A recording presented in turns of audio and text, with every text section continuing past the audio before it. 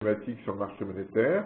Et donc, ce qu'on a observé ces derniers jours sur le marché chinois, c'est une situation où la dynamique du marché monétaire va nécessiter que les banques se fassent davantage confiance et avec probablement une éradication souhaitée du shadow banking. Donc on reviendra sur tous ces éléments parce que c'est aujourd'hui important. On voit bien que la Chine acte le fait que son modèle est en train de changer et que de ce fait-là, l'impact sur l'activité mondiale sera probablement infléchi de façon significative. Et c'est cet aspect-là sur lequel il sera intéressant de s'arrêter un instant. Néanmoins, pour la première partie, on va parler de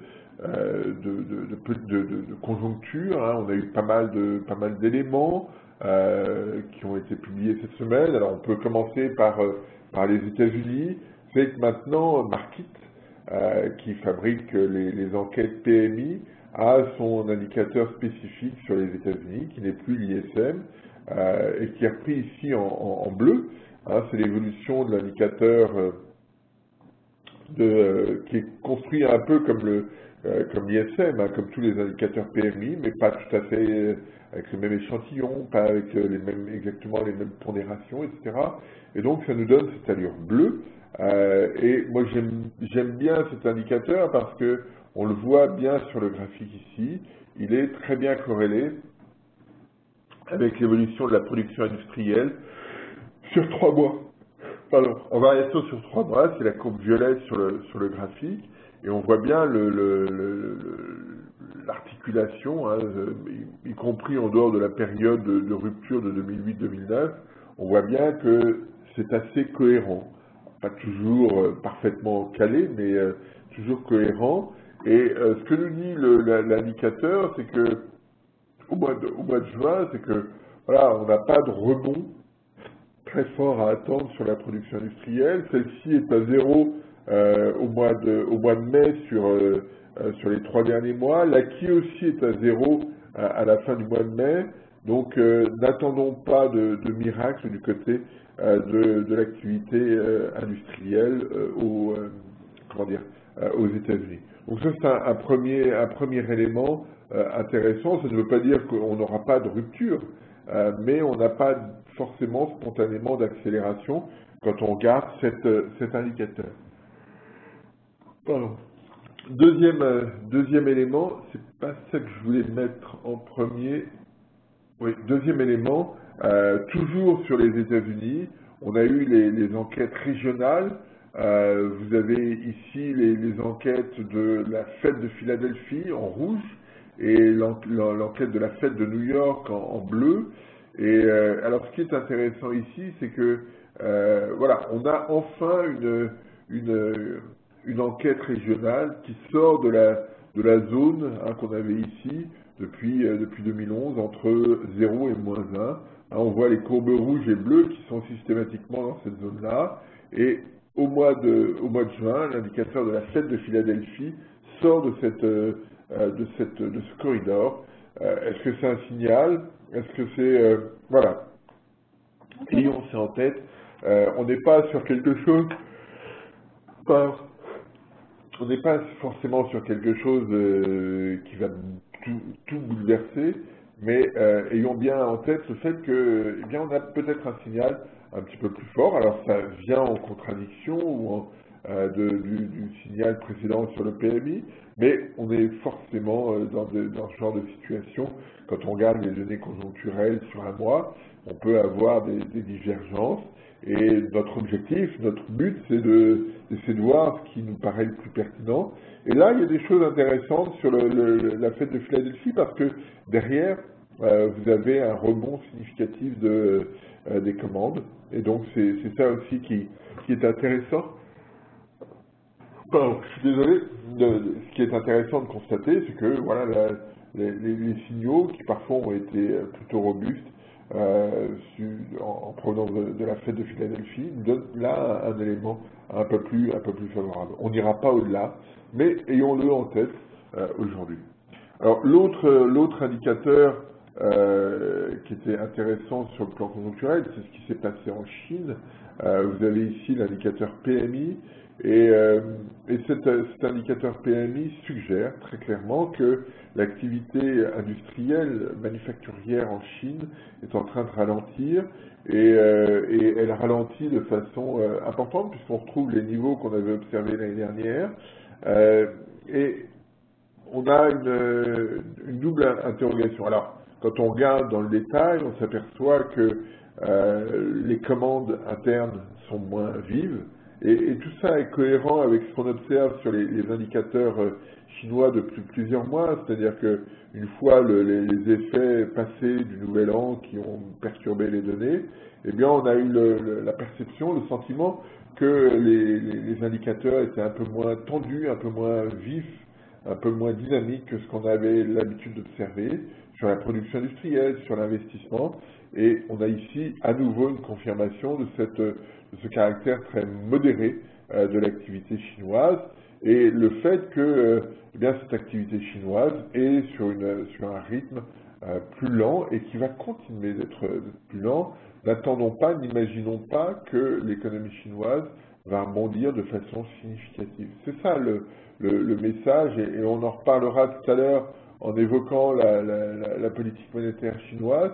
On est dans une phase où l'économie va connaître une période de plus faible croissance.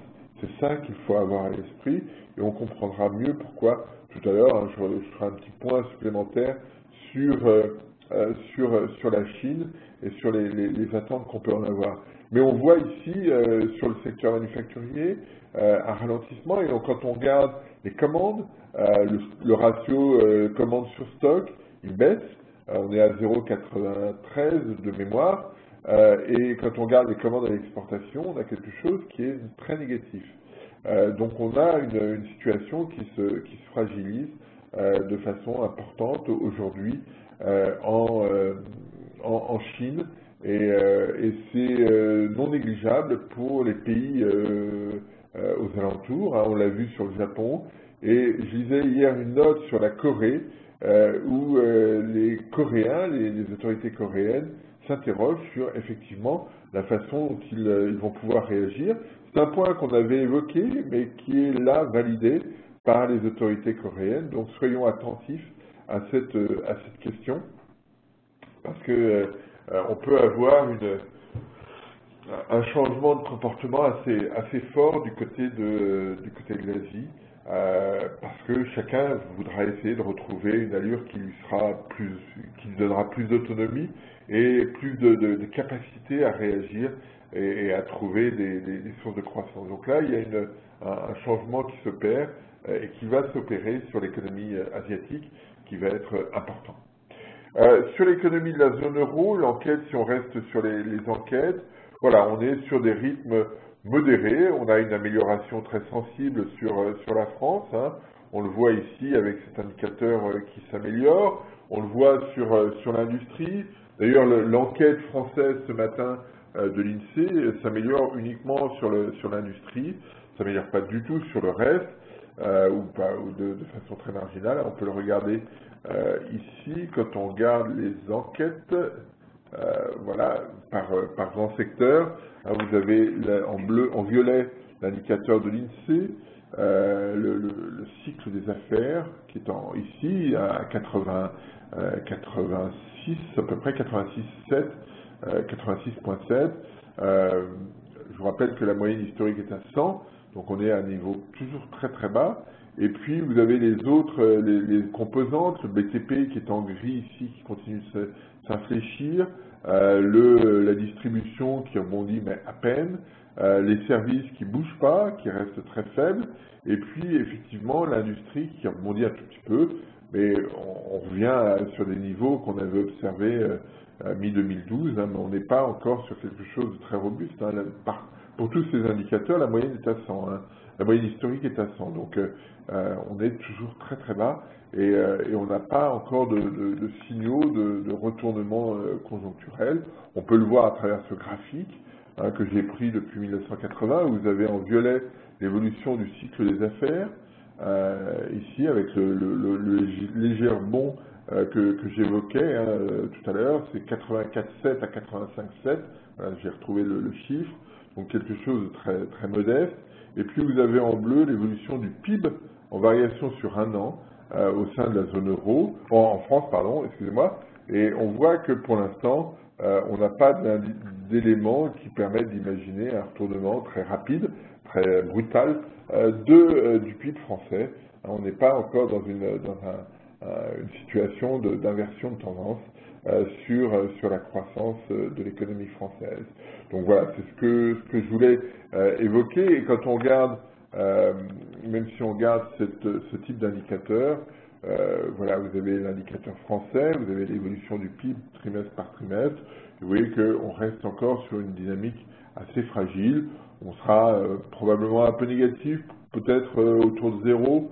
Voilà, mais pour l'instant, on reste sur une dynamique très limitée sur l'économie de la zone euro.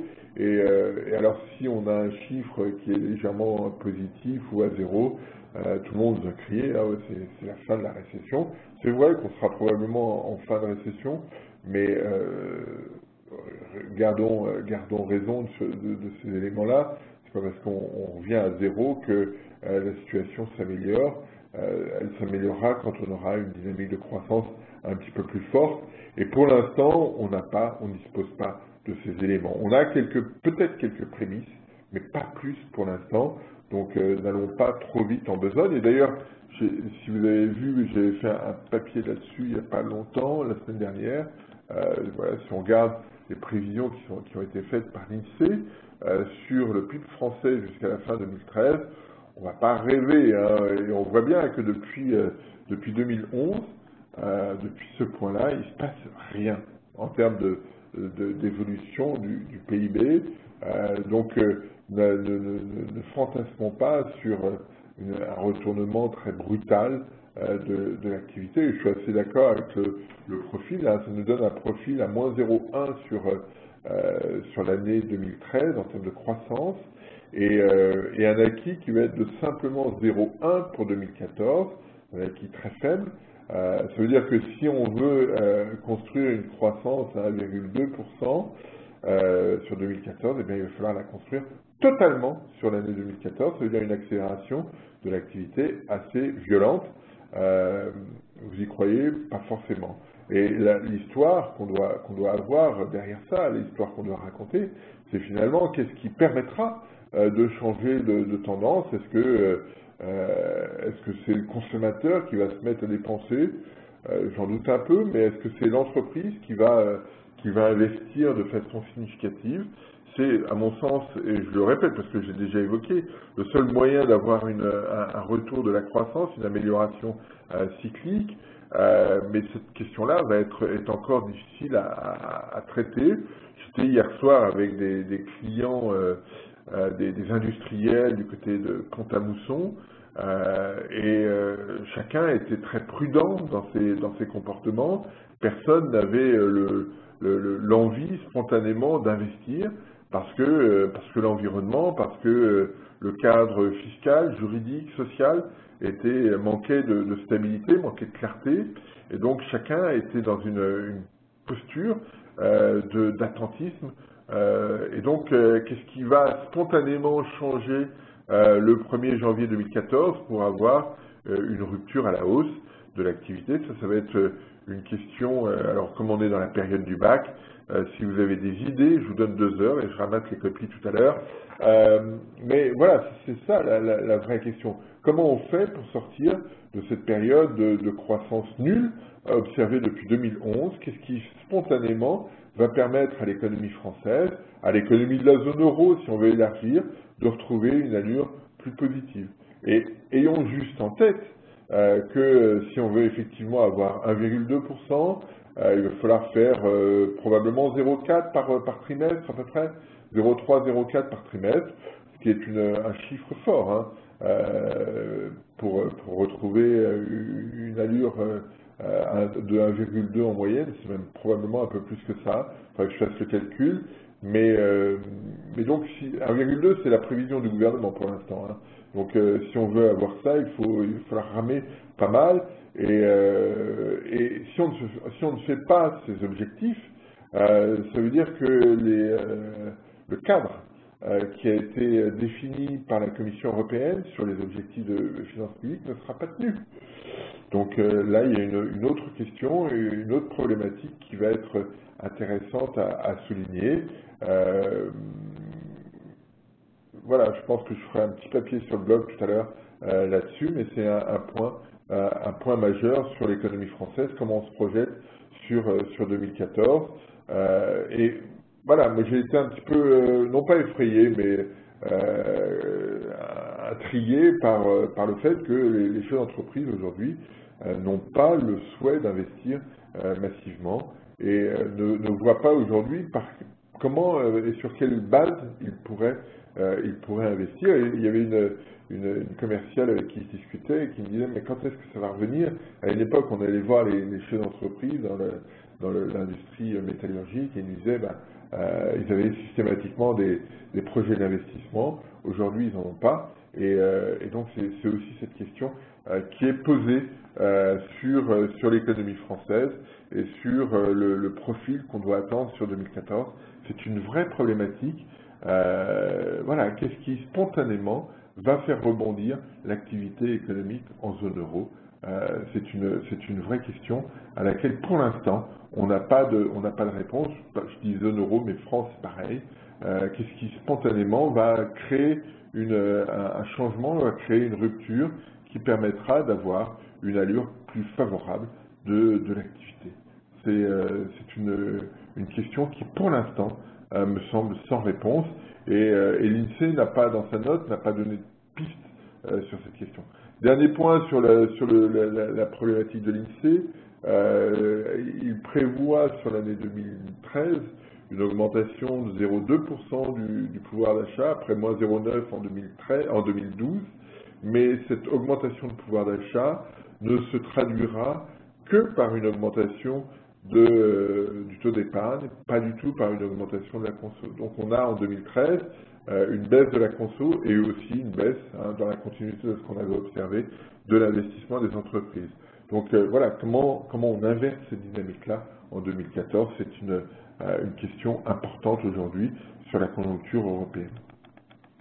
Alors si on vient sur nos moutons, je reprends les éléments. Alors, on a parlé des enquêtes donc qui sont assez moroses, un peu mieux aux États-Unis qu'ailleurs, mais en Europe, on est toujours, comme on le montrait ici, on est toujours en dessous de 50. Pareil sur la Chine. Si on regarde l'Allemagne, si on regarde les 3 enquêtes qui sont observées, ici vous avez les 3 enquêtes du ZOO, de l'IFO et du PMI qui sont très réduits. On reste sur quelque chose de très modéré, on n'a pas d'accélération. Vous voyez, sur le ZOO et le PMI et l'IFO, on est au-dessus de la moyenne historique, mais les choses se stabilisent et quand on regarde le détail de l'IFO, on n'a pas d'accélération brutale, ni dans un sens ni dans un autre. Et puis sur le PMI, les choses se stabilisent, mais pas plus. Donc on n'a pas de signaux d'une robustesse, d'un environnement qui serait fondamentalement plus robuste dans l'économie allemande. Pareil pour l'Angleterre, vous avez l'enquête auprès des chefs d'entreprise, l'enquête faite par CBI. Et vous voyez qu'on est toujours, si on veut faire un petit dessin, on est toujours sur une tendance. Oh là, non, j'aurais pas dû prendre ce gros truc. Voilà, on doit pouvoir trouver un petit stylo. Voilà, alors, on est toujours sur une tendance plutôt baissière. On n'a pas encore inversé durablement la problématique. Donc on ne perçoit pas globalement d'inversion de tendance, une situation qui se retournerait spontanément et qui donnerait à l'économie des perspectives immédiates très robustes. Alors, un point quand même qui marche bien, c'est l'évolution de l'immobilier aux États-Unis. Vous avez ici en bleu l'évolution de l'indicateur NAHB, qui est l'indicateur des constructeurs de maisons, et vous voyez qu'on est repassé au-dessus de 50, et on a retrouvé un niveau qu'on n'avait pas vu depuis 2006, donc quelque chose qui est finalement assez robuste.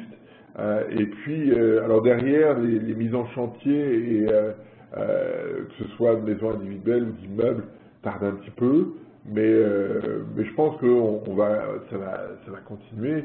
Le profil va s'améliorer. Il y aura encore probablement des ajustements, mais on est dans une situation qui devrait continuer de s'améliorer. Et même s'il y a eu quelques tensions sur les taux, s'il y a quelques tensions sur les taux hypothécaires, on n'a pas d'angoisse aujourd'hui particulière. Mais il faut y être attentif, quoi qu'il arrive. Et puis, alors on a eu l'indice des prix américain. Il n'y a pas beaucoup d'évolution, mais ce qui nous a intéressé, c'est ce rapport entre l'évolution des prix des immobiliers. C'est un graphique que j'ai déjà présenté, mais que je n'avais pas mis à jour depuis un petit moment, mais qui devrait se traduire par une accélération de l'inflation aux États-Unis, puisque vous avez en bleu l'évolution de l'indice des prix Case-Shiller, avancé de 17 mois, et puis en violet, l'évolution de la composante logement hors énergie dans l'indice des prix. Et vous voyez que les profils sont assez proches. Ça traduit l'ajustement sur le marché immobilier, parce que je vous rappelle que l'indice des prix logement aux États-Unis, c'est à la fois la prise en compte des loyers pour les personnes qui louent, mais aussi un loyer imputé pour les personnes qui possèdent leur maison. On n'est pas, et donc c'est un poids considérable dans l'indice des prix.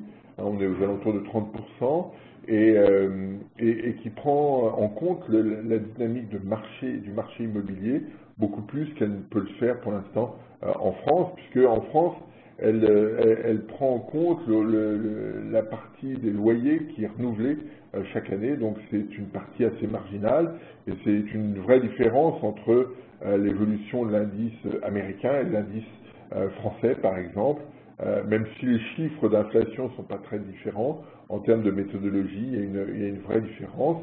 Les deux approches sont crédibles, parce que ça dépend de ce qu'on parle, ce qu'on évoque. Dans le cas français, on parle on considère on parle de dépenses, pas d'investissement. Dans le cas américain, on mélange un petit peu les deux, puisqu'on prend en compte les personnes qui ont effectivement une maison ou un appartement, et on considère, on attribue à cette maison un loyer fictif. Donc voilà, on mélange un petit peu les deux. L'approche française est probablement un peu plus crédible, un peu plus pure, si je puis dire, que l'approche américaine, en distinguant bien la consommation de l'investissement. Mais bon, après on peut rentrer dans des discussions sans fin sur cette problématique. Juste un point en tout cas, il n'y a pas de risque à court terme. Il n'y a pas de risque majeur sur l'inflation américaine, c'est ça qu'il faut souligner, et il n'y a pas d'ambiguïté là-dessus. Les contributions de l'énergie, etc. sont négatives, il n'y a pas de problème, nous reviennent à zéro plutôt. Un point intéressant, c'est l'évolution du commerce extérieur japonais. Vous l'avez ici sur le graphique, avec l'évolution des exportations sur une période très longue, et un rebond là significatif des exportations. Voilà, vous avez un mouvement qui est assez robuste et qui est principalement dirigé vers les États-Unis, un peu vers l'Europe et quasiment pas vers la Chine. En fait, vers la Chine, l'amélioration fait qu'aujourd'hui on est à zéro. Ça faisait 1 an et demi que la contribution des exportations vers la Chine, les exportations japonaises vers la Chine, était négative dans l'évolution des exportations japonaises. Aujourd'hui, elle est à zéro pour la première fois, donc depuis 1 an et demi à peu près. Par contre, on constate une accélération très vive des exportations vers les États-Unis. Alors, est-ce que c'est lié à la dépréciation du yen? Peut-être en partie, mais ça me paraît un petit peu rapide comme impact. Mais on a une situation qui se rééquilibre sur le plan du commerce extérieur, qui se rééquilibre progressivement sur le plan du commerce extérieur japonais. on est encore loin de l'équilibre. On le voit bien sur le graphique ici, sur le Japon. Et puis, voilà, ça on en a parlé, ça on en a parlé, ça on en a parlé, ça on en a parlé. Alors, entrons de plein pied sur les problématiques. Alors, on va commencer par la Fed, on parlera de la Chine après. La Fed, aux États-Unis, on en avait parlé un petit peu la semaine dernière, et j'avais émis un doute sur la mise en place effective d'un arrêt ou d'un fléchissement des achats pour une raison simple, c'est que ma crainte principale était celle de l'impact sur les pays émergents. Je pense qu'on va avoir quelque chose d'assez violent. On l'a vu sur les marchés, on l'a vu sur les changes, on l'a vu sur les marchés actions. Donc ça va être assez brutal. Mais bon, toujours est-il que la mesure a été prise. Alors, Ben Bernanke, la mesure est intéressante et astucieuse parce que un des points majeurs que souhaite que souhaite mettre en avant Bernanke, c'est le fait de dissocier l'arrêt des achats et la hausse des taux. C'est un des points sur lesquels il y avait une espèce de confusion, qu'on ne savait pas très bien comment ça allait être géré. Et ce que dit la Fed est très simple. Quand ils arrêteront d'acheter quand le taux de chômage sera à 7%. Alors si on prend les prévisions de la Fed, ça nous mènera à la mi-2014 à peu près. Le chiffre de prévision que vous avez ici, c'est le milieu de fourchette, parce que dans les prévisions qui sont montrées par la Fed, vous avez c'est une fourchette avec un point bas, un point haut, et souvent on présente le milieu de fourchette à 6,85 sur l'année 2014. Ça veut dire que 7, ce sera probablement à peu près au milieu de l'année. Donc ça c'est un premier point. Et Bernanke dit on commencera probablement à l'automne. Donc ce sera soit en septembre, soit en octobre prochain que la Fed, si les conditions macroéconomiques sont cohérentes avec le scénario qui est présenté par la Fed, eh bien celle-ci va réduire ses achats d'actifs dès le mois de septembre ou le mois d'octobre et arrêtera quand le taux de chômage sera à 7%. Donc ça c'est une première opération. Et la deuxième opération, c'est de dire quand le taux de chômage sera à 6,5%, eh bien on commencera à réfléchir à l'idée de réduire, d'augmenter les taux d'intérêt de la Federal Reserve. Donc on dissocie bien les deux, et pour passer de 7 à 6,5, il faudra plusieurs mois, et cette dissociation est intéressante. Ça veut dire, ce que j'évoquais tout à l'heure, on a le sentiment, nous, Fed, je me prends le propos de la Fed, on a le sentiment que l'activité est en train de s'améliorer, le risque se réduit, et donc on se donne 2 ans, parce que c'est à peu près le temps qu'il faudra, pour sortir de cette politique monétaire très accommodante. Et l'objectif est de faire de telle sorte que on ait une sortie en douceur et qu'il ne soit pas une sortie brutale comme on avait pu l'observer en 1994. On veut une évolution assez modérée de la situation. Alors, là où c'est compliqué quand vous êtes opérateur, quand vous êtes trader, c'est que d'un seul coup, il faut réfléchir autrement aux valeurs d'équilibre que vous avez sur votre taux d'intérêt, sur vos différents actifs financiers. Et donc, ça crée une situation un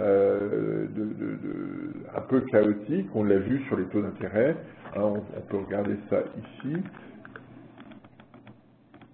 Voilà, si on regarde les taux américains en bleu, on voit qu'effectivement, il y a un rebond très significatif. On est passé au-dessus de 50. Donc il y a un mouvement de relèvement des taux. Là-dessus, Fisher, non pas Stan Fisher, mais ni Irving, mais je ne sais plus son prénom, qui est le président de la Fed de Dallas, a dit mais vous pouvez y aller, nous on reste campés sur sur nos objectifs et on ne va pas changer de stratégie aussi rapidement. Donc vous pouvez essayer de tester notre détermination, on continuera et on doit faire l'hypothèse que la Fed va être très attentive quand même à ce message pour éviter que cette remontée des taux ne soit trop durable et pénalise l'ensemble de l'activité, pénalise notamment le marché immobilier, parce qu'on l'avait vu la semaine dernière, il y a une relation assez directe entre l'évolution des obligations à 10 ans et l'évolution des obligations hypothécaires, des taux hypothécaires. Et donc, ayons bien à l'esprit que la Fed va être probablement assez attentive quand même à ces questions, mais on est toujours dans les phases d'ajustement, on a changé les règles du jeu, et donc on s'ajuste, on modifie un peu les situations. On a la même chose sur la zone euro avec les taux espagnols qui sont passés au-dessus de 5, les taux italiens qui ont monté, les taux français à quasiment 2,5. Donc on a là aussi un mouvement assez marqué de remonter des taux. Mais voilà, on change les règles. Est-ce que fondamentalement ça nous oblige, ça nous incite à devenir négatif sur les taux là immédiatement? Non. Je pense que on reste sur une dynamique de taux d'intérêt très faible encore très longtemps. C'est ce qu'a dit la Fed. Hein, et si vous regardez cette projection qui est faite à partir des données des différents membres du FOMC, le comité de politique monétaire américaine, eh bien vous apercevez que sur 18 membres, eh bien il y en a 12 même, qui pensent que la première hausse des taux aura lieu en 2015 ou après. Donc une très large majorité, et donc ça veut dire qu'on va vivre encore 2 ans avec des taux monétaires très bas et qui vont tirer l'ensemble des taux vers le bas, parce que quand vous regardez les taux, vous avez une structure des taux, et si les taux monétaires restent très bas et sont perçus comme restant très bas encore un moment, et que la Fed montre sa détermination sur cette problématique, eh bien ça va maintenir les taux vers le bas. Alors il y aura une prime, mais justement la communication de la Fed doit permettre de réduire ces primes sur les taux longs américains. Ça va être un jeu intéressant à observer au cours des prochains mois, de voir effectivement comment la situation va évoluer. Alors, une des questions qui a été posée, c'est de se dire, la Fed fait un scénario et elle repose sur une amélioration continue du marché du travail, mais le marché du travail a une allure qui n'est pas aussi homogène que ça, parce que le taux d'emploi est faible, hein, un peu plus de 58%, on était plutôt à 63% avant la crise, ça veut dire que le nombre d'emplois n'a pas augmenté est toujours très bas par rapport à ce qu'il était avant la crise, et ça ne traduit pas pour l'instant d'équilibre sur le marché du travail.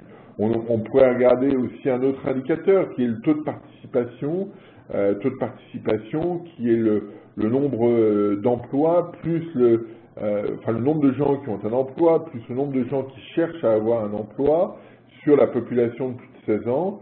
Et là aussi, ce taux de participation a baissé pendant la crise de façon significative et va probablement remonter si effectivement l'activité américaine est un petit peu plus robuste, hein, parce que simplement il y a des gens qui vont trouver qu'il y a une opportunité à voir l'activité s'améliorer et qui vont se dire finalement je peux trouver un job et donc je me réinscris au chômage.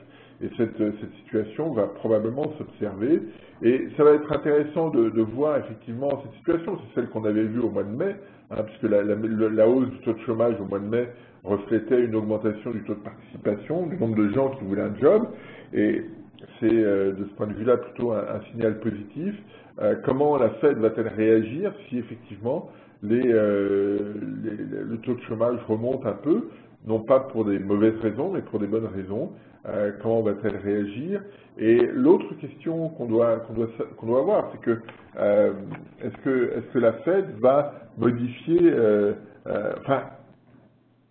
Bernanke dit on va ralentir les achats d'actifs, mais on peut inverser la tendance. Alors, on peut à nouveau augmenter les achats si c'est nécessaire.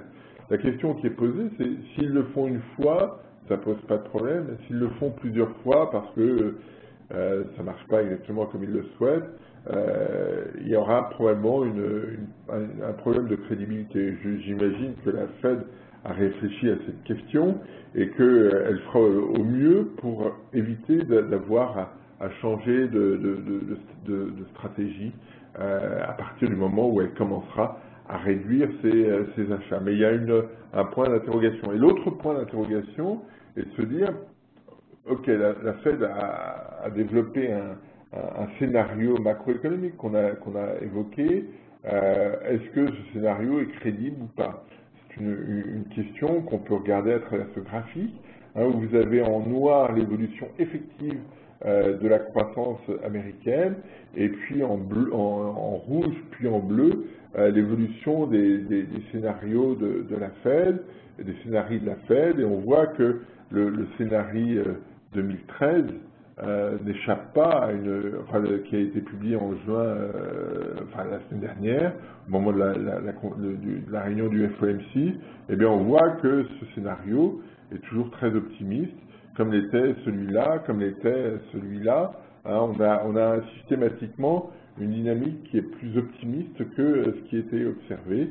Et donc, si effectivement l'activité n'a pas l'allure souhaitée, eh bien, quel sera le comportement de la Fed? Alors, peut-être parce qu'ils se trompent assez régulièrement ici, ils préfèrent se caler sur le taux de chômage, sur lequel il y a moins de volatilité entre ce qui a été effectivement observé et les différents scénarios qui ont été mis en place. Mais il y a une interrogation qu'on doit avoir sur cette question, et que se passe-t-il si je ne suis pas sûr que la problématique vienne, s'il y a une interrogation sur le scénario américain, je ne suis pas sûr que la problématique vienne de l'intérieur du marché américain, mais qu'il puisse venir de l'extérieur, parce qu'on observe que, et c'est ce que j'évoquais la semaine dernière, et c'est pour moi un point sur lequel il faut être attentif, le fait que l'économie internationale va pas très bien. On le voyait tout à l'heure sur les enquêtes, que ce soit en Chine ou ailleurs, on a quelque chose d'un peu fragile.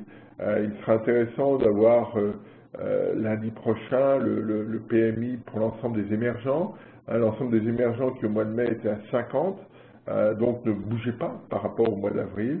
Est-ce qu'on sera probablement un peu en dessous, compte tenu de ce qu'on a vu sur la Chine? Et donc on rentre dans une situation où les émergents n'ont plus le même rôle que celui qu'ils avaient précédemment. Et on peut imaginer, c'est ce qu'a dit Bernanke dans sa conférence de presse. Il dit finalement la situation actuelle redonne du leadership à l'économie américaine et redonnera à cette économie américaine le poids, d'une certaine manière, qu'elle a perdu au bénéfice de la Chine ces dernières années.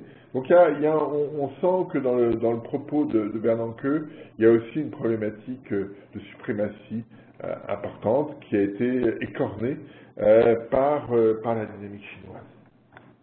Donc voilà, c'est ce que je voulais évoquer. Alors, dernier point quand même, effet contagion. Alors on l'a vu ici, on l'a évoqué, il y a un effet effectivement d'inflexion des taux d'intérêt.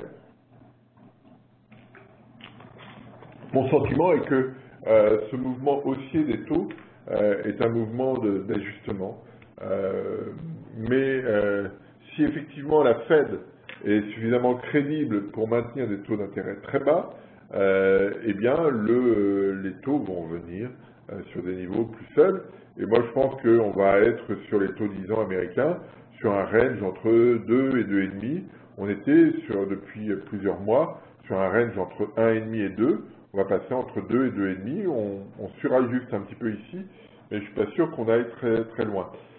Et les taux européens vont suivre à peu près le même profil, et parce que la BCE, elle aussi, va maintenir des taux d'intérêt très bas.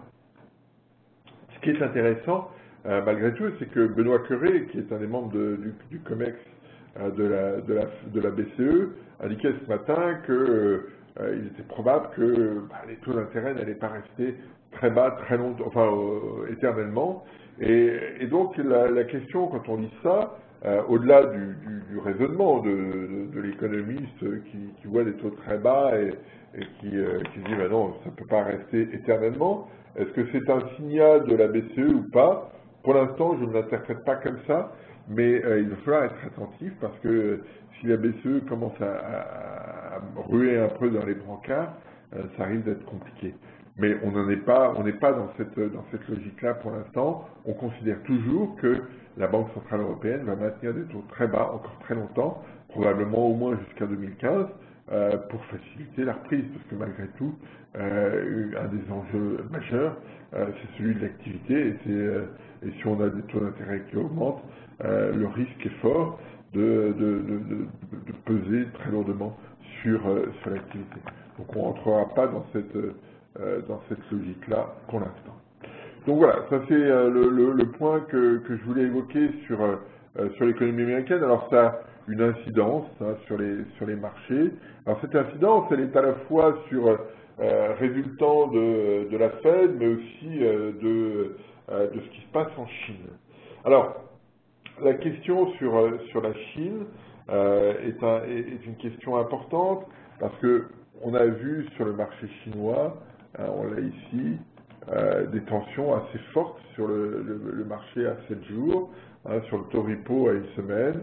On est monté à des niveaux très hauts et en intraday, là c'est des chiffres quotidiens, mais en intraday on est monté à 25%, donc des choses assez violentes. Que s'est-il passé? En fait, il semblerait, parce qu'on n'a pas autant d'informations que ça, donc chacun essaie de définir son interprétation. Alors, l'interprétation cohérente qu'on observe aujourd'hui, qu'on peut lire et qui est cohérent avec le communiqué de la Banque centrale chinoise, est de dire, globalement, la Banque de Chine a observé des mouvements sur la liquidité et contrairement à ce qu'elle faisait par le passé, elle n'est pas intervenue. Et c'est cet élément qui expliquerait ce mouvement très fort sur les taux chinois, sur le Shibor, le Shanghai Ibor, si je puis dire. Et donc cette situation, est-ce qu'elle est simplement technique ou est-ce qu'elle change fondamentalement la situation? Le sentiment de tout le monde, et on a eu la semaine dernière un discours de M. Xi, le président chinois, qui allait dans ce sens-là, c'est de dire, ben voilà, il faut assainir le système bancaire chinois pour faciliter la croissance demain. C'est le propos de M. Xi, et il semblerait que la Banque de Chine, si effectivement on rentre dans cette logique, la Banque de Chine ait validé ce propos, et donc on rentrerait dans une situation un petit peu nouvelle qui ferait de la Banque de Chine une banque centrale un peu plus normale, si je puis dire, avec moins d'intervention sur le marché monétaire et la nécessité pour les banques de se rééquilibrer elles-mêmes. L'objectif implicite, voire explicite, c'est de virer une partie du shadow banking. Le shadow banking, c'est quelque chose d'assez simple, hein, c'est des structures qui font de la banque, mais sans la licence bancaire, mais qui se nourrissent des liquidités apportées par la Banque de Chine. Et donc, ce shadow banking n'a pas permis aux autorités chinoises de maîtriser l'évolution des crédits comme elles le souhaitaient depuis le début de l'année. Au début de l'année, il y avait eu un certain nombre d'annonces qui avaient été faites, on en avait discuté probablement ici, qui avaient été faites pour améliorer la situation sur le plan du crédit, éviter qu'on ait des dérives. Et cette évolution a été moins bien maîtrisée qu'il était imaginé, parce qu'il y a eu un développement à nouveau du shadow banking. Et donc l'objectif ici est de peser sur cette situation. Alors pourquoi rentrer dans cette logique? Eh bien parce que si effectivement, et c'était cohérent avec les propos de Xi, si effectivement l'économie chinoise, pardon, veut s'orienter vers une croissance davantage structurée par la consommation, eh bien il faut un système financier plus sain pour que les ménages aient confiance dans leurs institutions financières. Et donc il y a probablement besoin d'un cadre et d'une reprise en main un peu plus rigoureuse que ce qu'on a observé jusqu'à présent. Et ça passe notamment par l'inflexion sur le shadow banking, faire de telle sorte que la Banque de Chine maîtrise à peu près qui fait quoi dans son système pour que effectivement il n'y ait pas de surprise, il n'y ait pas d'excès de développement, parce qu'une des problématiques qui a été posée par le shadow banking, c'est qu'il y a eu beaucoup de développement de crédits et de crédits liés à l'immobilier. Donc il y a eu des développements excessifs sur l'immobilier, pas simplement à Shanghai ou à Pékin, mais dans de nombreuses villes, et que de ce fait-là, on a quelque chose qui a fragilisé la dynamique chinoise. Hein. C'est d'une certaine manière ce qui avait été observé dans les pays asiatiques en 97, une situation qui s'était bien orientée vers l'immobilier. La Chine n'est pas du tout dans cette configuration-là néanmoins, parce qu'elle n'emprunte pas en dollars pour se financer, mais on a eu un développement très fort de ce côté-là, et la Banque de Chine les autorités chinoises veulent maîtriser cette situation, d'où ce changement peut-être.